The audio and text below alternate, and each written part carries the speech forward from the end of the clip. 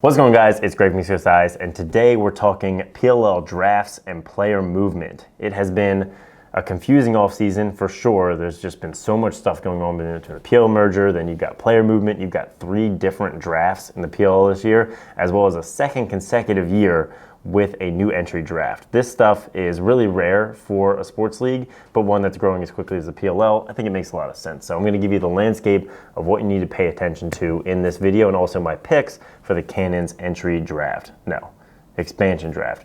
There's a lot of drafts. I'm going to say draft like 200 times in this video. So let's set the basics of what you need to know. So the expansion draft is going to be on Thursday on the PLL's YouTube channel. Then for the other 2 drafts, you've got new entry, which is MLL players and also others who aren't currently in the PLL. That's March 25th. And then finally, you have the college draft, all graduating seniors, on April 6th, and that's a stock class. So let's first talk about a little bit of the player movement, because there's been a lot of big ones, mainly on the Atlas. I think you could call what they're doing a rebuilding year. They traded Paul Rabel to the Cannons for picks, a whole 3 different picks. They traded Ryan Brown to the Water Dogs for picks, and they traded RP3 to the Redwoods, again, for picks. So they took basically what you would consider their top 3 offensive threats and traded them all for picks. Tons of picks across 2021 and 2022. So they're basically looking to reload some of those legacy guys with younger names and start the team over fresh, which I love Ben Rubior. I think a lot of people were questioning this because those are 3 really well-known offensive guys. If I was going to pick one to keep out of that list of 3, it probably would have been Ryan Brown. I think that with some other players they can pick up, he would have made a lot of sense being that off-ball shooter.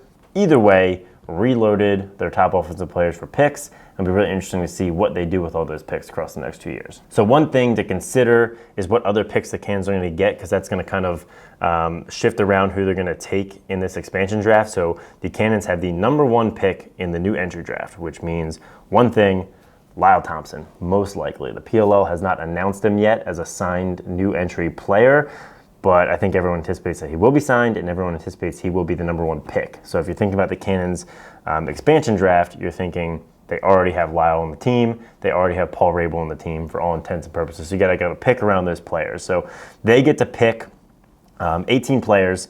I'm not going to pick that many. I'll just pick a starting lineup because that could drone on for a long time. So looking at the attack, my attack I'm picking for the Cannons is Ryan Drenner, Michael Kraus, and Miles Thompson.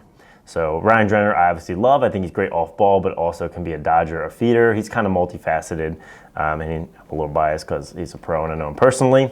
Michael Kraus is a power guy, and I think would make a lot of sense with Miles Thompson, who on the Chaos took more of a crease attackman, off ball kind of role.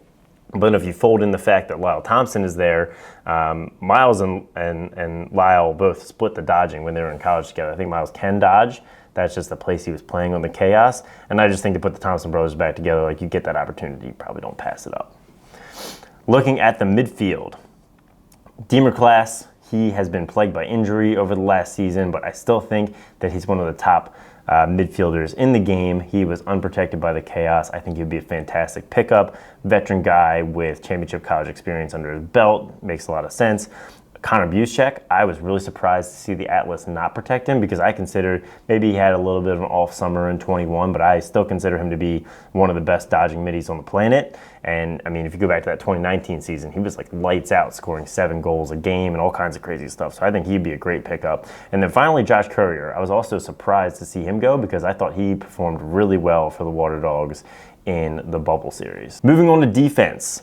#1, we've got Rizzetti. I just think he's a great cover guy. #2, Brody Merrill. Picking him on the Cannons, kind of like with Paul Rabel, because they're veterans who have a lot of experience, and you need someone at defense who can ground it with a team that doesn't have a lot of time to get to know itself, is coming off totally with a clean slate. I think he would be a really good pickup just to be somebody who's kind of like a coach on the field.